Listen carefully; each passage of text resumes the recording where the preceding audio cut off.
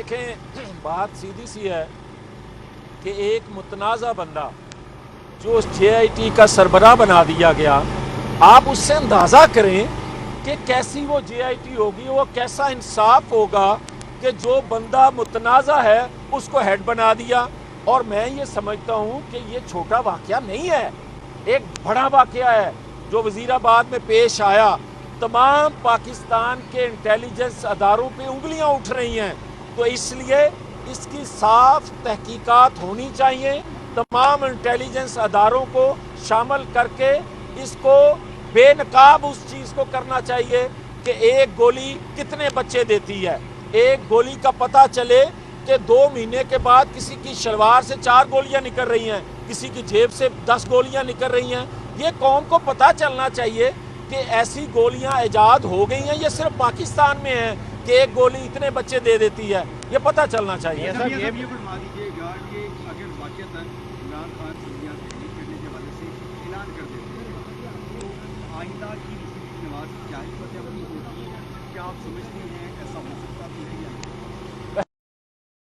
आ चुका हूँ पहले, ये बंदे का पुत्र बने, जवान बने, हिम्मत करे, आज अनाउंस करे कि हम असेंबलियाँ तोड़ रहे हैं। मैं कह रहा हूँ ये असेंबलियाँ तोड़ने का ऐलान नहीं करेगा। इसको पता, ये ब्लैकमेल करता आया है, ये पिछले 8-10 सालों से अदारों को ब्लैकमेल करता आ रहा है और आज भी ये आखिरी कार्ड इसके पास है। अगर ये भी चला गया तो किससे ब्लैकमेलिंग करेगा अदारों को, किस कार्ड को खेलेगा और फिर किस तरह गोलियां बच्चे देंगी और किस तरह ही उस पर कवर रहेगा, ये हो नहीं सकता। और जिससे असेंबली तोड़वाने की बात करता है कि मुशावरत हो रही है इत्तेहादी जमात से, और भाई पंजाब में अगर इत्तेहादी जमात से मुशावरत हो रही है तो खैबर पख्तूनख्वा में तो तुम्हें कोई प्रॉब्लम नहीं है, तोड़ो असेंबली खैबर पख्तूनख्वा की, वहाँ तो किसी से इत्तेहादी से मशवरा करने की ज़रूरत नहीं है। चले पंजाब को 2 दिन बाद तोड़ लेना, आज ऐलान कर दो कि खैबर पख्तूनख्वा असेंबली में तोड़ा, नहीं तोड़ेगा। ये मियां साहब ये बताइए मियां साहब, परवेज़ इलाही से मुस्लिम लीग नून राब्ते में है, पंजाब असेंबली की तहरीर को रुकवाने के। आप ये कह सकते हैं कि परवेज़ इलाही हमारे साथ राब्ते में है।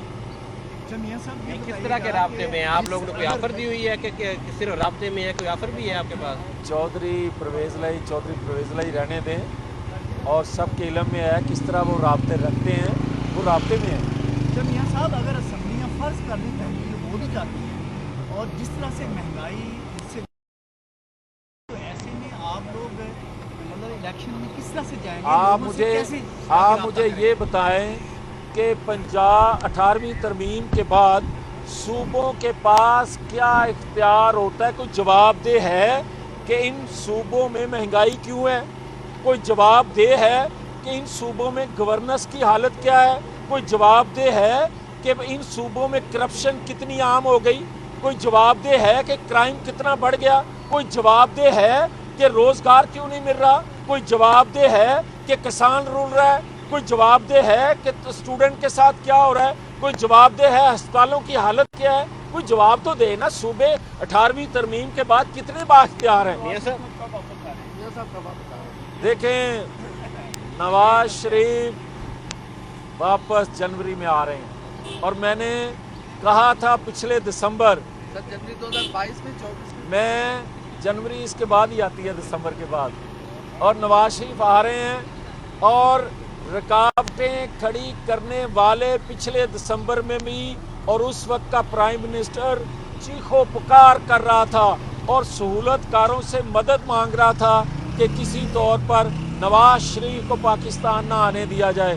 24 तारीख को, 24 नवंबर को सहूलतकारी पीछे ख़त्म हुई है, एक बाब ख़त्म हुआ है, तो इंशाल्लाह जनवरी में आप नवाज शरीफ को पाकिस्तान देखेंगे। सर ये बताएं कि आप फैज़ आम के बात कर रहे हैं, तो फैज़ आम आजकल सियासत में एंट्री ले रहे हैं, तो नून लीग एक्सेप्ट करेगी उन्हें अपनी जमात में लेने के लिए? तो फिर जो हम कहते थे कि सहूलतकारी फैज़ आम के फैज़ से हो रही है, तो उसका अमली मुजाहरा भी आपने 2 दिन पहले देख लिया इसके बाद तो कोई जवाब नहीं रह नून लीग जाता। अगर YouTube पर गूगली न्यूज देखने के लिए youtube.com की सर्च बार में गूगली न्यूज टीवी टाइप करें। गूगली न्यूज के पेज पर सुर्ख रंग के सब्सक्रिप्शन वाले बटन पर क्लिक करना ना भूलिए। YouTube पेज पर अपलोड होने वाली वीडियोस से बाखबर रहने के लिए बेल आइकन पर क्लिक कीजिए। आपको हर नई वीडियो के बारे में नोटिफिकेशन मौसूल हो जाएगा।